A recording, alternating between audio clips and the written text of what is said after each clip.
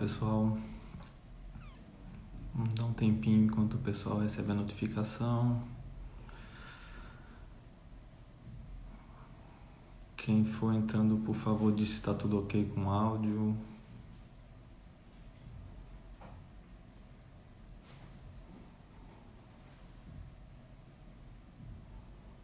Bom, deixa eu ir me apresentando. Meu nome é Pedro. Eu sou gestor de projetos aqui na Ares e cuido atualmente dos projetos Urban 95.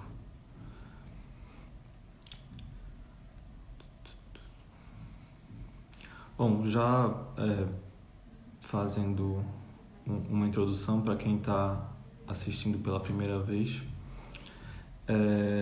a gente está continuando, né, as lives que a gente está fazendo semanalmente.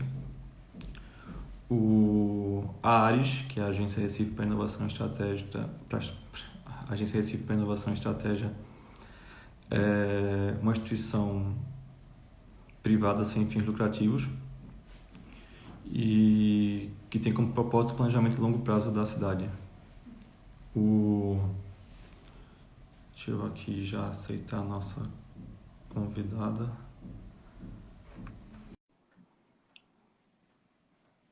Bom, continuando rapidinho, então a Ares cuida desse planejamento a longo prazo da cidade. Boa tarde, professora Valquíria. Boa tarde, tudo bem? Tudo bem. Só explicando para o pessoal um pouquinho sobre a Ares. Então, a gente cuida desse planejamento de longo prazo da cidade e, por isso, coordenou, né, o Plano Recife 500 anos, que é uma estratégia de futuro para a cidade. Foi um plano criado de maneira colaborativa, né? Teve a parte de vários estudos técnicos, teve uma parte de escuta também da população e de todo esse trabalho surgiram uma série de caminhos estratégicos com uma série de estratégias aí, né, para que a gente consiga chegar no horizonte de 2037, que é quando a cidade completa 500 anos, com uma cidade mais saudável, mais sustentável, melhor de se morar. Quem está aqui pela primeira vez, a gente tem uma série de lives sobre esses caminhos estratégicos aqui no Instagram do Recife 500 anos, então tem lives sobre habitabilidade, sobre gestão baseada em evidências. Semana passada, que foi a semana, foi o dia do Rio Capibaribe, né? No dia 24, a gente teve a semana do Rio Capibaribe aqui e teve uma live super legal, foi até no YouTube do Recife 500 anos com o Marcos, presidente aqui da Ares, e com o Roberto Montezuma sobre o caminho estratégico da Cidade Parque. E teve uma programação bem legal, quem quiser conferir, tá aí, é só acessar o Instagram. E hoje a gente está aqui para falar do caminho estratégico, que é a reestruturação da rede de escolas, né? A gente sabe a relevância da educação para o desenvolvimento qualificado das pessoas e para a geração de igualdade de oportunidades. E a redução dessas desigualdades e assim como a estruturação de uma rede de ensino que seja adequada a isso é um grande desafio para toda a cidade, né, praticamente. E hoje a gente está aqui com a professora Valquíria Lins, consultora do César. E aí eu queria que você se apresentasse um pouquinho para o pessoal, Valquíria, contasse um pouco da sua história. Primeiro, é uma honra estar aqui participando dessa discussão com vocês da Aires. Eu conheço o projeto, sou admiradora do projeto e que bom que alguém nesse país está pensando a educação para longo prazo, né? Meu nome é Valquíria, sou Valquíria Castelo Branco Lins, sou consultora da SESI School, professora dos mestrados do César, do mestrado de Design, mestrado de Engenharia e professora convidada da Universidade Federal, do Edumatec. Venho já há alguns anos pensando, refletindo essa interseção entre tecnologia, educação, inovação e atualmente, após um pós-doutorado em Helsinki, design.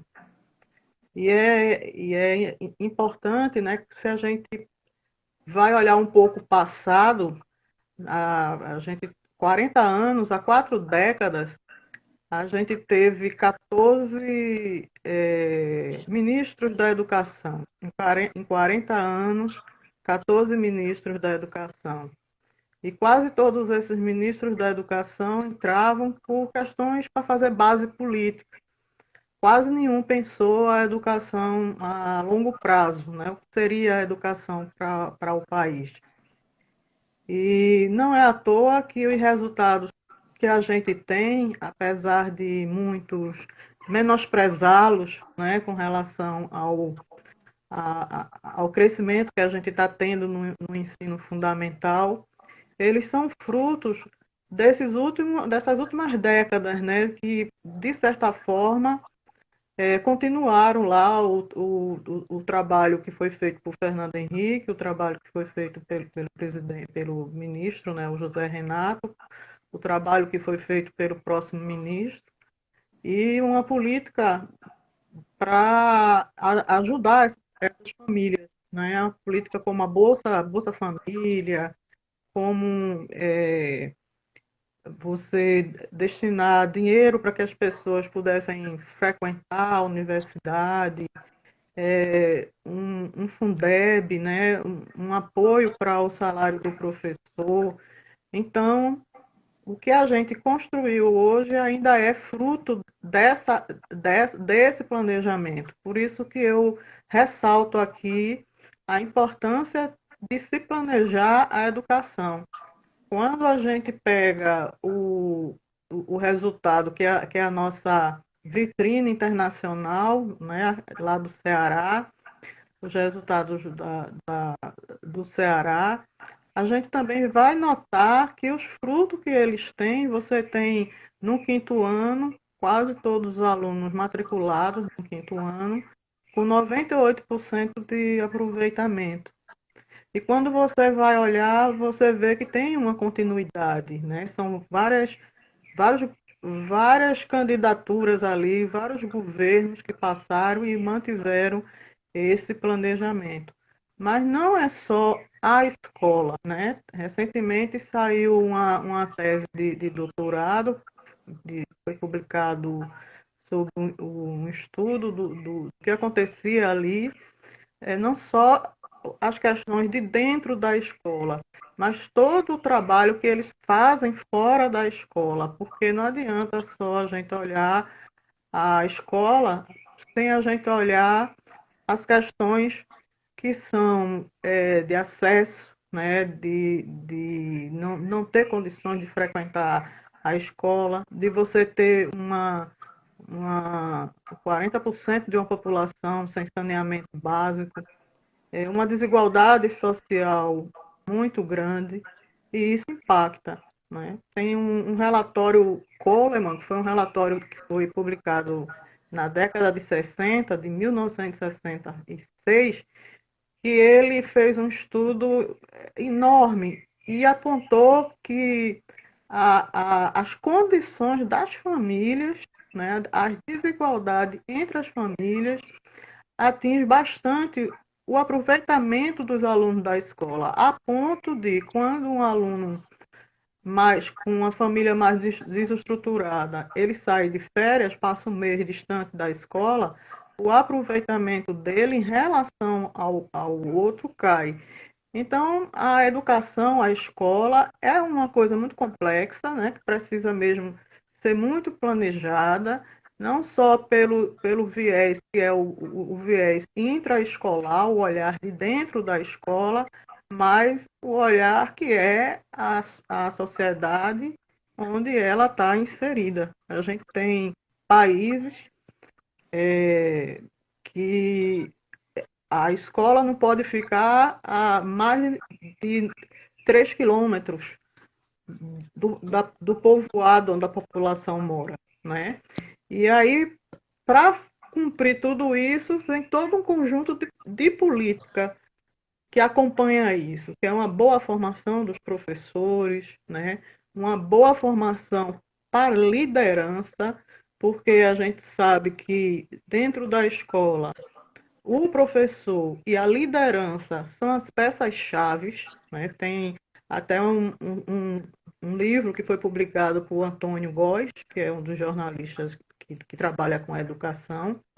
Ele fez um estudo mundial por países próximos a nós, né, com a realidade muito próxima, como o México, Chile, mas por, por Nova York, para tentar entender as escolas que deram certo, né? As referências, as escolas referências. E não são as escolas que têm muito recurso, mas são escolas onde você tem bons líderes, né? Lideranças capazes de criar pertencimento, capazes de ouvir, capazes de empatia, capazes de criar um clima de acolhimento, né? Um clima de paz dentro da escola, capaz de delegar, entregar tarefas corriqueiras para as outras pessoas e ela se dedicar às atividades de aprendizagem. Aqui no Brasil, a gente vê muito a direção da escola muito envolvida com o dia a dia da escola, né? Com cuidar da merenda, cuidar do aluno que faltou, e muito pouco ligado em pensar, juntar com os coordenadores, novas tecnologias, novas metodologias, identificar os problemas de aprendizagem, tentar modificar isso. E tudo isso não é feito de forma, vamos dizer assim, inventiva, né? De forma, entre aspas, criativa, como se saísse da cabeça do nada, que a própria criatividade, ela também é uma coisa que constrói. Então, tudo isso é planejado. Então, quando eu vejo que tem aqui no Recife uma instituição como a ARES, que está pensando a educação na forma como vocês estão pensando, né, levando todas essas considerações que eu falei, considerando tudo isso, eu acho muito importante, porque o caminho que a gente tem é um caminho muito longo, mas é um caminho que a gente já começou a trilhar. Para você ter uma ideia, em 1980, a gente tinha 24% da nossa população em escola. Foi um dia desse. Em 1990, que a gente passou a ter 40 milhões de alunos dentro da escola. Então, veja que a gente passou um período muito grande, décadas longas, de um analfabetismo adulto muito sério, né? Poucas pessoas com acesso à escola, e que, de um tempo para cá, essa escola está aprendendo a ser uma escola inclusiva, né? Uma escola que permita lidar com a diversidade, lidar com divergências de pensamentos, é uma escola que nós desconhecíamos. A gente está lutando por essa escola ainda. Sim. Obrigado pela parte que a senhora fala, agradece a trabalhar, né? Mas é justamente isso, é pensar além dos 4 anos de uma gestão, pensar na educação como um todo, né? Sabendo onde a gente quer chegar. A senhora falou um pouco aí, eu queria, assim, quem quiser conferir, lá no site rec500.org.br, a gente tem todo o documento do Recife 500 anos, com todos esses caminhos estratégicos, e inclusive com estratégias para a gente reestruturar de maneira positiva essa rede de ensino. E aí, professor, eu queria pontuar algumas coisas com a senhora aqui para a gente conversar sobre. A senhora falou um pouco aí de inovação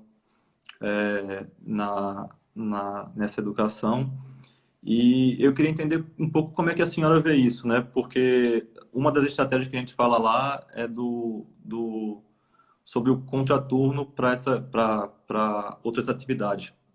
A senhora acha que a inovação tem que ser como uma parte extra ou tem que já estar dentro dessa base curricular, né, dos alunos, né?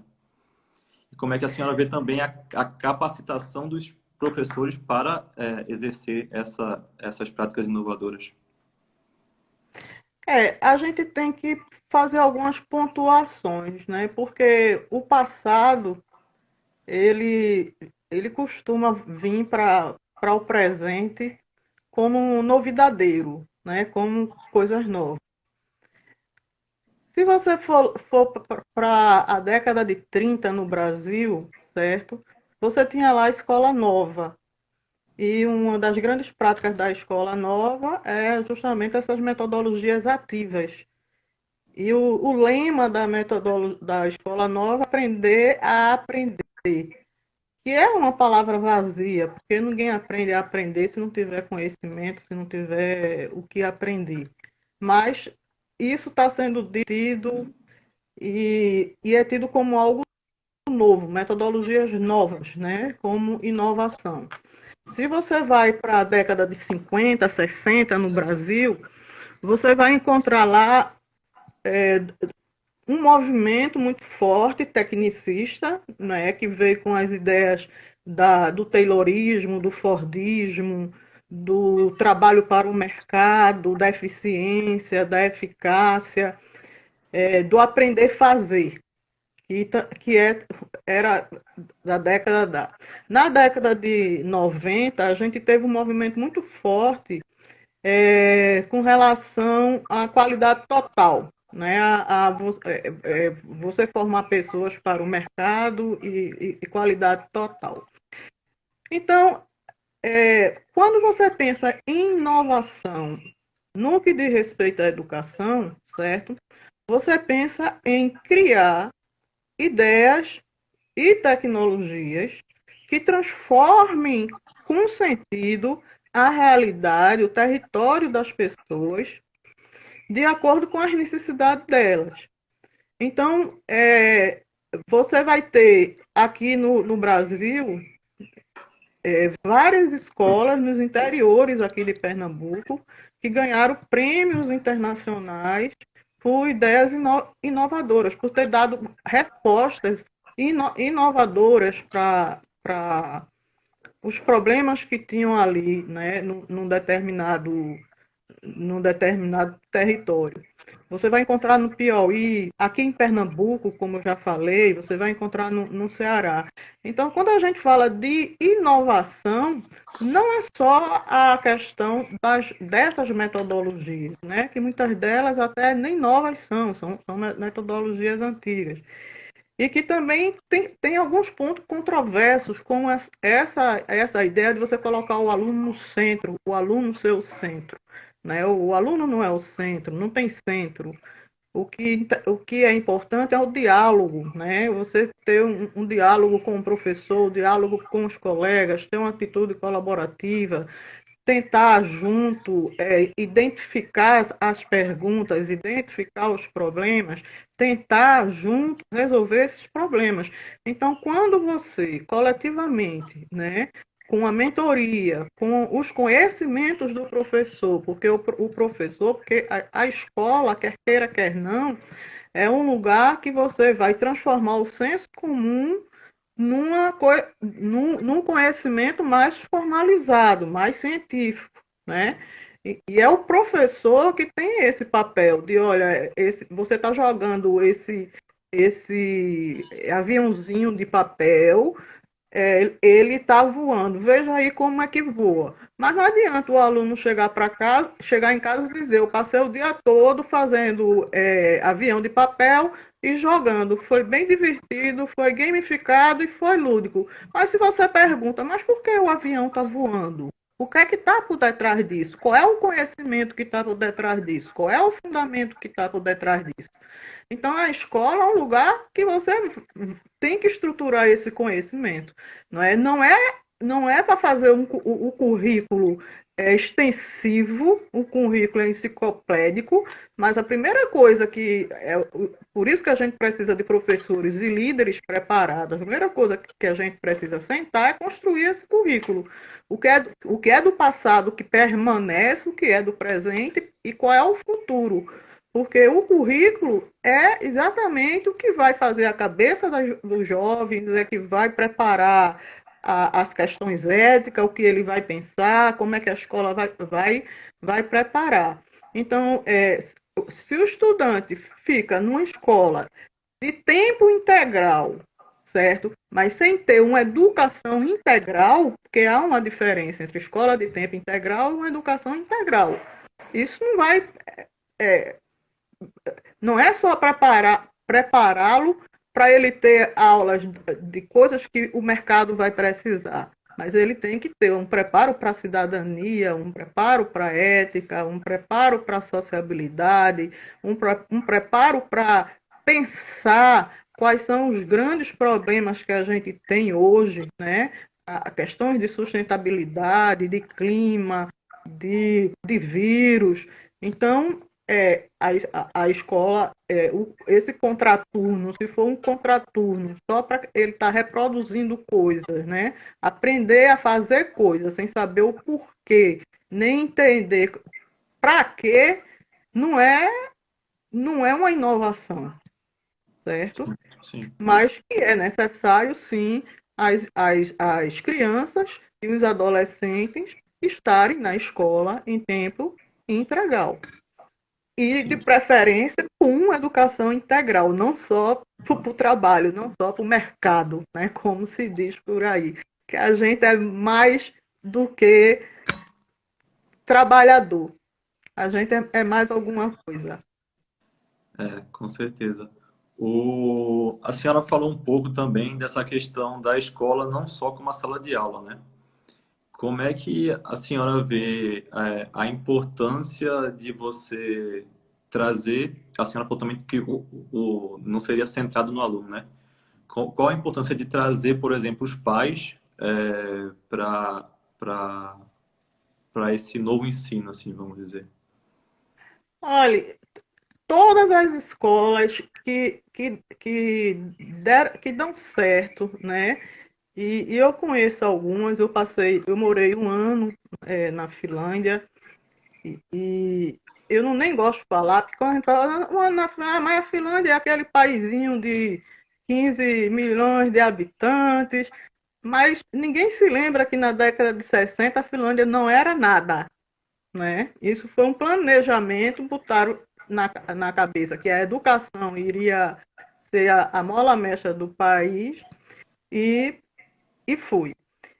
E uma das coisas que você vê lá é o seguinte: cada escola, você tem lá um currículo básico, certo? Mas cada escola, com os professores, com os pais, com os alunos, eles fazem o currículo da escola. E os pais estão dentro da escola. Isso é a Finlândia. Mas se você vê aqui no Nordeste, no Ceará, a comunidade, os pais participam da escola. Se você for em São Paulo, tem uma escola lá bem inovadora chamada Campos Sales, eu não sei se vocês conhecem, é uma escola que já não tem muros, né? A escola ela é toda é, salas, e o quinto, o primeiro ano, o segundo e o terceiro ano estudam juntos, o quarto, o quinto, o sexto estudam juntos, e são os salões. Mas tudo é deliberado em assembleia com os pais, né? Os pais fazem parte desse processo e tudo é deliberado em assembleia. Isso em São Paulo, a Campos Sales. Se você for, por exemplo, numa escola lá de Alagoas, né, que a diretora até ganhou um projeto, quando ela foi indicada para ir para essa escola, ela começou a receber ameaça de morte. Olha, se você vier para cá, a gente vai matar você, porque tinha gangues, briga de gangues. Ela foi dormir chorando. No dia seguinte, ela se acordou, vestiu a roupa, o marido fez: para onde é que tu vai?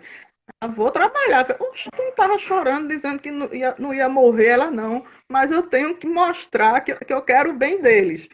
E assim, quando ela chegou, era uma terra devastada, né? Não tinha banheiro, não tinha nada. Ela sentou ali para elencar todos os problemas e ver por onde ela começaria a resolver. Ela começou a resolver o banheiro. Chamou o marido, que sobra para o marido, né? Que é para fazer a limpeza. Aí começou a demorar muito, os professores começaram a tentar ajudar para adiantar um pouco, os alunos começaram a adiantar, a comunidade começou a participar e o banheiro, como os alunos passaram a dizer, o banheiro ficou parecido um shopping. Os alunos iam para tirar selfie e dizer a escola só tinha 900 alunos, passou a ter 1.200.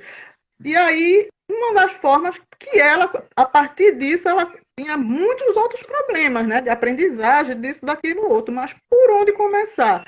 Então, todas as vezes que a gente vai falar sobre essas milhares de escolas que tem aqui no Brasil, né? Uma vez eu encontrei com o Peixoto, que é da Escola Ponte, ele disse assim: eu vejo os educadores brasileiros metendo pau no Brasil. Eu nunca vi um negócio desse, mas eu agora vou sair daqui e vou para uma reunião da OCDE, cheio de casos de escolas inovadoras brasileiras, de casos assim, do nada, do índio, do pedaço de pau, né? Não é isso que a gente quer. Mas o que a gente tá querendo dizer é que o conceito de inovação é muito isso. É você construir as ferramentas, tanto de comportamentais, como de conhecimento, como de tecnologia, que tem sentido para resolver os problemas da coletividade, do território onde você está, certo? Um outro ponto que eu acho muito importante, principalmente nessa época de tecnologia, é que a gente não pode jamais pensar a escola como algo isolado. A escola ela tem que ser intersetorial, né? A escola ela precisa da assistência do assistente social, precisa do posto de saúde, precisa do médico, precisa dos órgãos, né? Que aqui no Brasil a gente tem uma visão ou de uma escola redentora, no caso que a educação por si só é que vai levar ao mérito, vai salvar.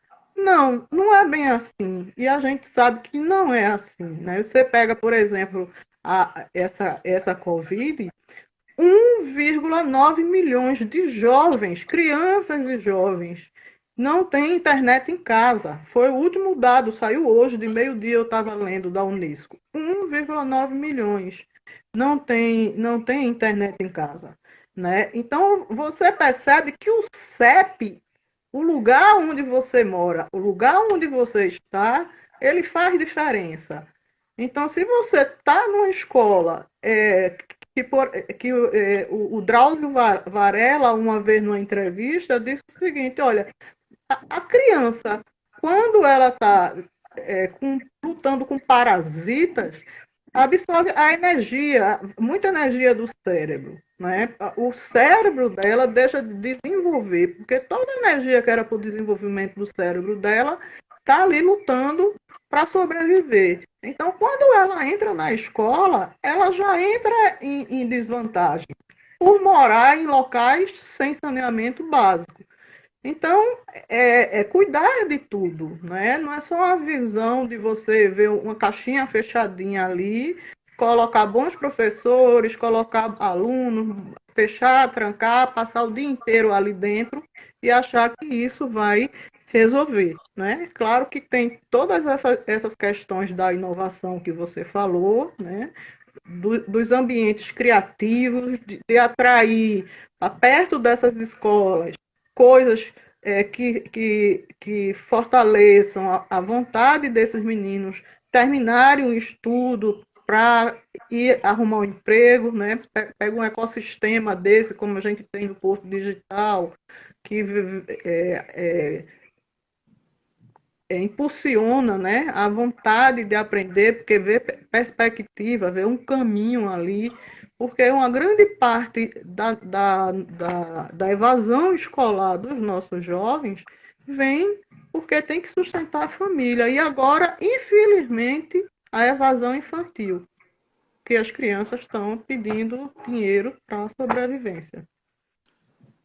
Pensar não que nesse panorama como um todo, né? A gente até vê muito isso, a gente está fazendo trabalho na Iputinga e a ideia é tornar o bairro todo mais acessível para a primeira infância, não é só um local, né?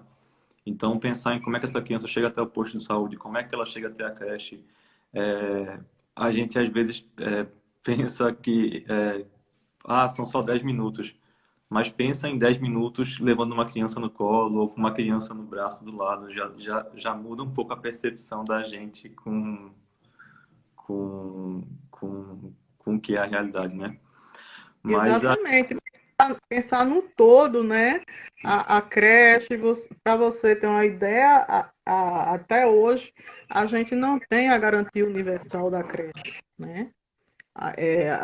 Até um tempo desse, a educação só era garantida para as pessoas entre 4 anos de idade e 17 anos de idade, como sendo educação obrigatória. E a creche precisa ser universalizada.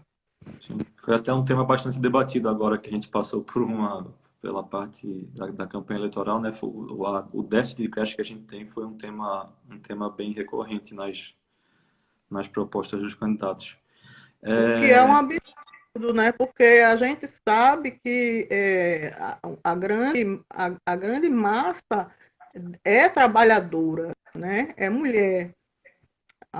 Tem um índice muito grande de mulheres no mercado, mulheres que são mães, mulheres que são discriminadas, mulheres que nessa Covid não estão trabalhando porque não têm onde deixar os filhos.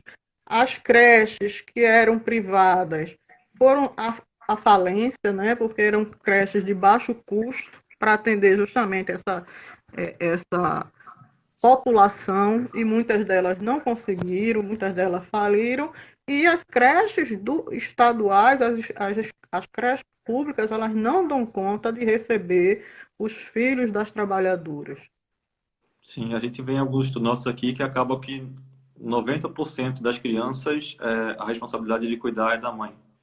E aí, quando não é de uma avó ou de uma tia, assim, dificilmente acaba sendo do pai, assim. E a mãe acaba ficando presa por ter que cuidar da criança e não ter esse acesso, né, tão fácil à rede de ensino.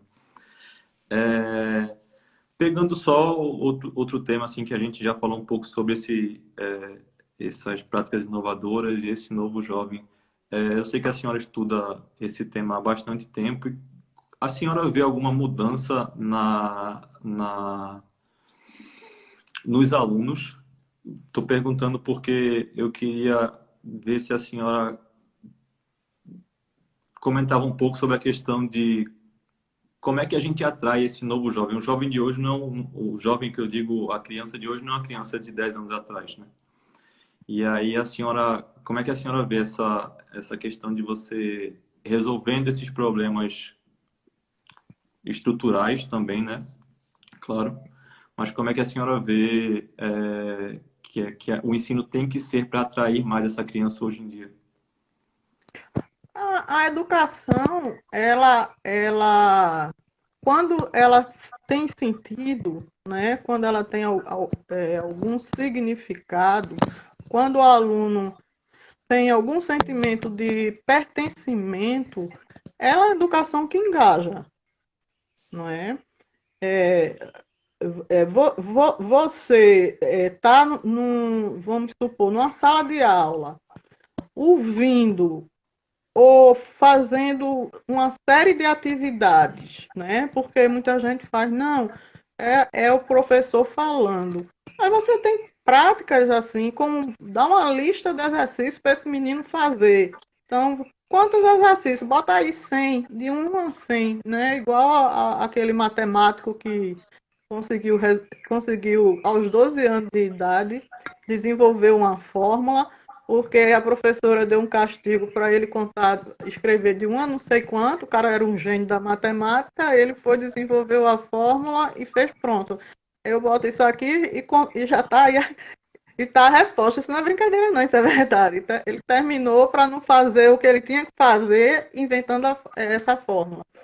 Aí você dá um caderno de anotação, sem exercício para você fazer. E aí você vai ter uma nota. Exercício de matemática, exercício, seja lá, tipo, as listas.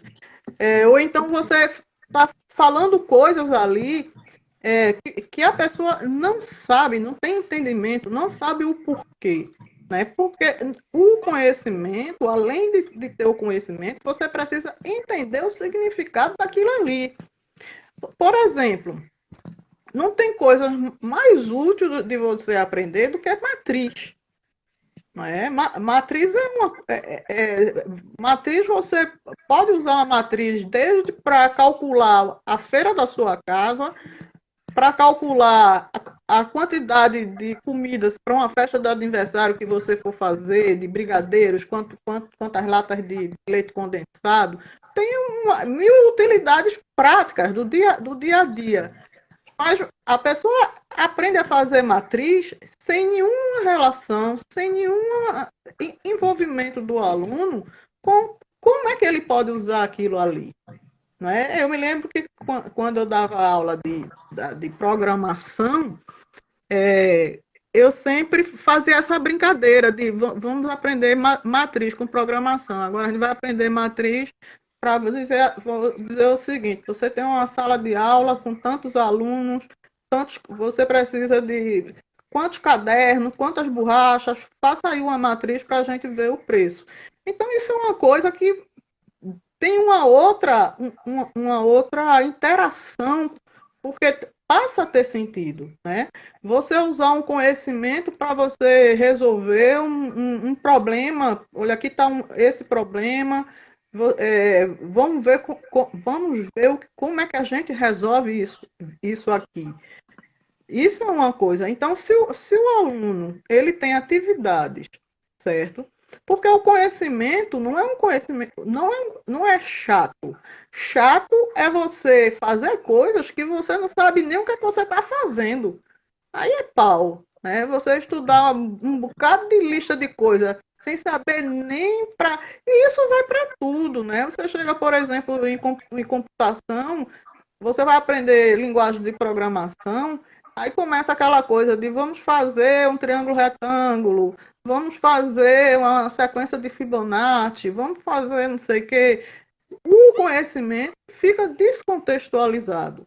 Então, a melhor forma de você engajar o aluno, a melhor forma, seja esse aluno que você está falando aí, né, é você contextualizar o conhecimento. E isso é papel do professor. Isso é atividade do professor. O professor precisa estar muito bem preparado, conhecer, ele ser muito bom nas didáticas, né? Ter esse preparo das didáticas, ter um preparo no conhecimento específico dele, se ele for professor de ciências, ser muito bom em ciências, ter o preparo da didática, porque é esse profissional, certo, que tem a incumbência de, junto com o aluno, veja que não é o aluno no centro, ele junto com o aluno, dialogar com esse aluno para compreender o que é que está faltando para que ele compreenda qual é o conhecimento científico ali que ele precisa formular. Acaba que ele, até a senhora já comentou um pouco sobre o trabalho do professor e dos próprios gestores das unidades de ensino fica muito no operacional, né, em vez de se pensar no nível estratégico. Ele acaba tendo que resolver mais coisas do dia a dia, né, problema do aluno que está sem condições de algum problema em casa, ou alguma outra coisa, do que estar pensando em como é que ele vai melhorar, como é que ele vai fazer melhor a sua aula, né?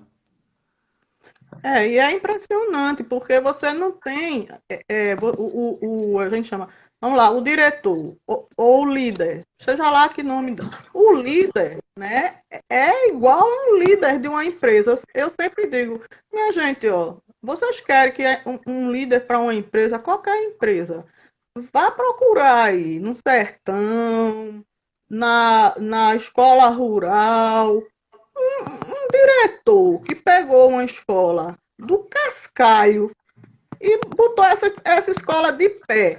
Porque esse cara sabe o que é ser líder, sabe o que é empatia, sabe o que é feedback, sabe o que é fazer estratégia, tática, sabe como envolver uma comunidade, sabe como trazer a equipe para perto dele e fazer uma missão para uma escola, porque não tem coisa mais complexa de administrar do que uma escola.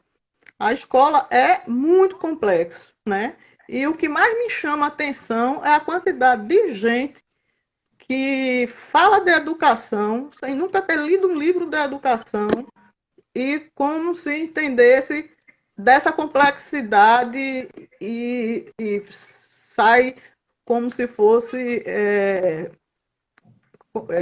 profeta, né? Tem que ser assim, é assim que vai resolver, é desse jeito. Enquanto a gente sabe que tem aí no mundo milhões e milhões e milhões de estudiosos aprendendo conjuntamente, coletivamente, como a gente resolve determinados problemas. Para você ter uma ideia, em Sobral vinha do mundo inteiro comitivas de 70, 80 pessoas para conhecer o que era que acontecia em Sobral. Chegou um tempo que o secretário de Educação de lá precisou organizar as comitivas, né? Porque era tanta gente para conhecer o case Sobral, o que aconteceu ali em Sobral, do mundo inteiro, que teve que organizar. Então, a gente aprende uns com os outros, né? E isso é um problema também do Brasil, porque por a gente não ter Ministério da Educação, né? Antes a gente tinha Ministério da Educação, Cultura, Esporte e mais não sei o que, era um emaranhado de coisa. Hoje a gente tem Ministério da Educação, mas a gente não tem ministério. Então, por a gente não ter ministério, todas essas experiências fantásticas, desses professores fantásticos, dessas respostas criativas que deram para esse momento difícil que a gente viveu, elas estão perdidas. Porque isso era para ter sido compartilhado, isso é para ser compartilhado, para que todo mundo, a gente, tenha essa aprendizado coletiva, né? Porque a gente fica sabendo porque participa de grupos, porque vai dar palestra, porque conhece as pessoas, mas foram muitas respostas extremamente inovadoras, né? E a coisa não é necessariamente por conta de tecnologia. A semana passada eu li da Deloitte uma pesquisa que eles fizeram sobre recursos humanos. Não é de escola, de empresas. Então, eles disseram o seguinte, que o maior problema que as empresas tiveram não foi por conta de falta de tecnologia, foi por conta das pessoas não terem cabeça, nem formação, nem instrumentalização para usar essas tecnologias a seu favor. Poucas foram as empresas, por mais tecnológicas, que fizeram isso. Agora imagine os nossos professores, que sem tecnologia, sem nada, deram um show, né? Deram um show de criatividade. Às vezes a gente associa muito inovação à tecnologia, né? A gente tem que desmistificar um pouco isso. E aí, pegando um tema que eu sei que a senhora estuda sobre, como é que a senhora vê o processo de design nessa inovação na educação, que ele pode contribuir? O design, ele é muito importante. Design, na verdade, é um verbo, né? Quer dizer projetar. Então, a gente aprender a projetar as coisas e usar ferramentas para projetar, fazer pesquisa, né? Para validar, Isso é uma coisa muito importante, né? Eu, particularmente, tenho trabalhado muito com o design para estruturar determinados processos de pesquisas, ideação, tentar olhar muito mais para entender o problema, ao invés de já passar para a solução. Então, eu acho que esse design, como um design que é para solução de problemas, né, que são ferramentas, métodos, abordagens para a solução de problemas, é algo que deveria estar nas escolas, né? Os estudantes, desde a mais tenra idade, deveria aprender, porque é um ganho muito grande para a formação e para o pensamento, né? Às vezes eu brinco e digo e falo assim, o design ajuda você a pensar. E é como a filosofia, né? A filosofia, para quem gosta de filosofia, ajuda muito você a refletir, ajuda muito você a pensar, né? E não é à toa que os métodos, como também os métodos do design, vêm dessa arte de pensar, né? Que vem todos da filosofia. Hum. Eu vejo muita interseção aí. Outra coisa, a senhora falou agora um pouco, eu pegando uma palestra que eu vi da senhora, a senhora fala com um pouco de ceticismo quanto ao futuro, assim, da educação, porque eu vi que a senhora fala sobre quando saiu o rádio, o pessoal achou que a educação ia ser baseada no rádio. Quando saiu a televisão, as salas iam ser voltadas para a televisão. Como é que a senhora vê um pouco esse futuro da educação, assim? Não, não é, veja, não é ceticismo, não. Eu sou pesquisadora dessa área, há anos que pesquiso tecnologia. Não, eu sou apaixonada por isso. O que eu questiono é você colocar a tecnologia como sendo a solução em busca de um problema. E como mesmo você disse, inovação, transformação digital não é tecnologia, são as pessoas, né? A formação das pessoas. As pessoas que precisam dessa formação para entenderem essa tecnologia, para construírem novas tecnologias e não só apenas serem usuários de tecnologias ou trabalhadores ou operadores dessa tecnologia. Né? Muito pelo contrário, eu não sou cética, eu sou cética com relação a tudo se resolve se tirar o homem do caminho, o ser humano do caminho, a mulher do caminho e colocar autômatos, né? Hum. Robôs no lugar. Perfeito, perfeito. A gente está chegando no fim já. Eu queria agradecer muito. É sempre um prazer poder ouvir a senhora num tema tão importante, né? Como a educação. Queria que a senhora deixasse uma mensagem final aí para o pessoal sobre. E muito obrigado de novo, professora, por ter participado junto com a gente. A minha mensagem é que, para mim, é uma honra. Me convidem sempre, eu virei com muito prazer. É um assunto que eu gosto de falar, como você já deve ter notado. E que eu sou fãzona da Aires, né? Gosto muito do projeto, gosto da equipe que começou.